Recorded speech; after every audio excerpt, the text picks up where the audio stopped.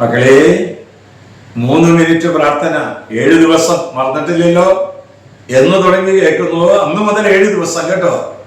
അതിന് കുറച്ച് പേർക്കൊക്കെ ഷെയർ ചെയ്ത് നിന്റെ പ്രിയപ്പെട്ട സുഹൃത്തുക്കളൊക്കെ ഈ പ്രയർ ലൈനിലേക്ക് ക്ഷണിക്കുക. എന്തിനു വേണ്ടിയിട്ടാണ്?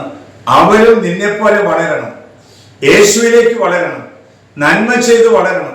ജീവിതത്തിൽ മാതാപിതാക്കന്മാരെ ബഹുമാനിച്ചും അധ്യാപകരെ സ്നേഹിച്ചും സുഹൃത്തുക്കൾ ഉണ്ടാക്കിയും അങ്ങനെ നല്ലവരായി തീരാനായിട്ടുള്ള ഒരു വലിയ മുന്നേറ്റമാണ് ഈ 7 ദിവസങ്ങളിലായിട്ട് കുഞ്ഞുങ്ങളും കുടുംബങ്ങളും അനുഷ്ഠിച്ചുകൊണ്ടിരിക്കുന്നത്. ഇന്ന് കർത്താവ് തരുന്ന വചനം പ്രഭാഷകന്റെ പുസ്തകം 51-ാം അധ്യായം 11-ാം വാക്യം. അങ്ങയുടെ നാമം ഞാൻ നിരന്തരം പ്രകീർത്തിക്കും, അങ്ങേക്ക് ഞാൻ കൃതജ്ഞതാസ്തോത്രം ആലപിക്കും. എന്തെന്നാൽ അവിടുന്ന് എന്റെ പ്രാർത്ഥന ശ്രവിച്ചു. ഓർക്കണേ, എന്തുകൊണ്ടാണ് ഒരാൾ ദൈവത്തെ നിരന്തരം സ്തുതിക്കുന്നത്, നന്ദി പറയുന്നത്? അവന്റെ പ്രാർത്ഥന കേട്ടൊരു ദൈവത്തെ അറിയാം. പ്രിയപ്പെട്ടവരെ, യേശു ഒരു വ്യക്തിയാണ്, വ്യക്തിത്വമല്ല.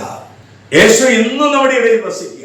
അമേരിക്കയിൽ ഇരുന്ന് പ്രാർത്ഥിച്ചാലും, തൃശ്ശൂരിൽ ഇരുന്ന് പ്രാർത്ഥിച്ചാലും, തിരുവനന്തപുരത്ത് ഇരുന്ന് പ്രാർത്ഥിച്ചാലും, കോഴിക്കോട് ഇരുന്ന് പ്രാർത്ഥിച്ചാലും അവിടെ യേശു ഒരു വ്യക്തിയായിട്ട് കടന്നു വരും. വ്യക്തിത്വങ്ങൾ ഇങ്ങനെയല്ല. മഹാത്മാഗാന്ധി ഒരു വ്യക്തിത്വമാണ്, അബ്രാഹം വ്യക്തിത്വമാണ്. അവർ വരുന്നില്ല, അവർ സ്മരണയാണ് ഉണ്ടാക്കിയിരുന്നത്. അതുകൊണ്ട് പ്രിയപ്പെട്ടവരെ, ഉറക്കത്തിലും ഊണിലും ദൈവത്തിന്റെ സാന്നിധ്യം നമുക്ക് അനുഭവിക്കാൻ നീ കൊതിക്കുന്നുവെങ്കിൽ എല്ലാ കാര്യങ്ങളിലും നന്ദി പ്രകാശിപ്പിക്കുക, കൃതജ്ഞത അർപ്പിക്കുക. ആ കുഷ്ഠരോഗി വന്ന് നന്ദി പറഞ്ഞപ്പോൾ കർത്താവിന്റെ സന്തോഷം എന്താണെന്ന് ഓർക്കുന്നില്ലേ?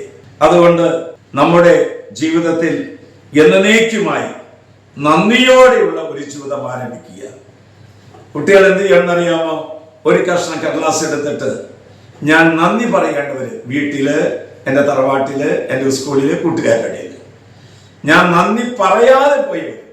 എന്നിട്ട് യേശുവെ, അഭിഷേകനെ ഓർത്ത് ഞാൻ നന്ദി പറയുന്നു, ജോസിനെ ഓർത്ത് നന്ദി പറയുന്നു, ചേച്ചി ഓർത്ത് നന്ദി പറയുന്നു, അപ്പനെ ഓർത്ത് നന്ദി പറയുന്നു, വികാരിച്ചനെ ഓർത്ത് നന്ദി പറയുന്നു, എൻ്റെ കൂട്ടുകാരനെ ഓർത്ത് നന്ദി അങ്ങനെ നന്ദി പറഞ്ഞ് നിന്റെ ജീവിതം ഒരു സുഹൃത്തത്തിന്റെ കൂടാരമായി മാറട്ടെ, അഭിഷേകമായി മാറട്ടെ.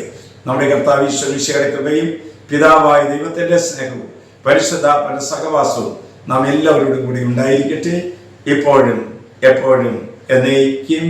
ആമേൻ.